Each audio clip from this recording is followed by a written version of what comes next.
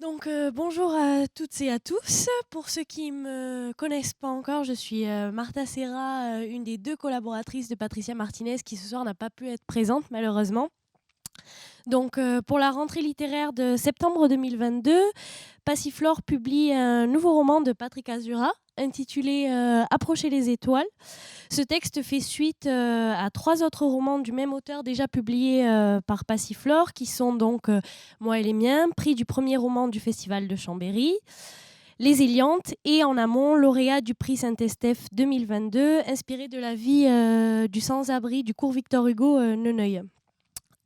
Pour ce 4e roman, l'auteur a décidé de mettre en scène Afid, guetteur dans le 93, et Sarah qui vit dans un petit village du Médoc.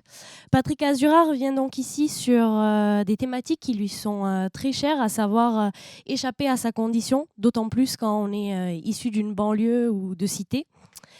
Ce texte, c'est donc avant tout une confrontation sociologique, sans vouloir faire de l'ombre à Juliette Mathieu, une confrontation sociologique entre deux milieux culturels que tout oppose. In fine, une représentation du quotidien entre l'agitation des banlieues du 93 et le calme parfois même désespérant des campagnes du Médoc. J'espère que personne n'est du Médoc ici. Avec une écriture tranchante et musicale qui est propre à l'auteur, déjà sur ses 3 romans précédents. Et sur un fond des années de l'apogée du rap, ce roman est finalement une immersion dans la vie de ceux que la société a longtemps rejetés. Pour information, vous trouverez dans la petite pochette qui vous a été ou vous sera distribuée un extrait long de l'ouvrage ainsi que sa fiche argumentaire.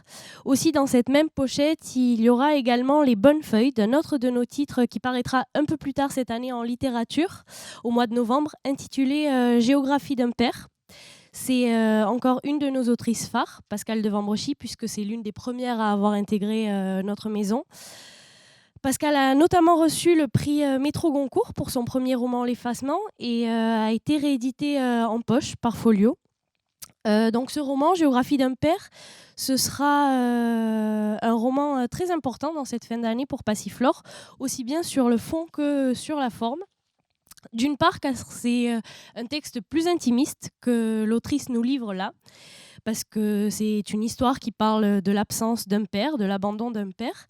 Et d'autre part, car c'est cet ouvrage qui inaugurera la nouvelle charte graphique de Passiflore en littérature. Donc le roman que vous voyez là sera le dernier avec cette charte, avec le bandeau d'une couleur prise sur l'image. Vous pouvez d'ores et déjà découvrir la couverture que je viens de vous montrer dans la pochette qui donc vous a été ou vous sera distribuée. Un dernier mot juste sur nos autres nouveautés de fin d'année.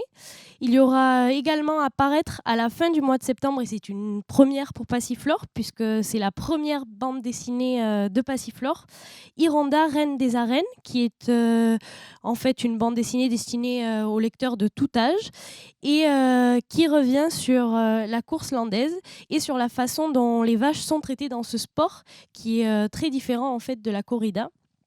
La BD a été écrite d'ailleurs par le président de la Fédération française de course landaise, Patrice Larosa, et illustrée par David Dupuy. Enfin, et pour terminer, en espérant ne pas trop vous avoir fatigué en cette fin de soirée, nous publierons également, comme chaque année, un titre en collaboration avec l'Association régionale des diplômés de l'Université d'Aquitaine.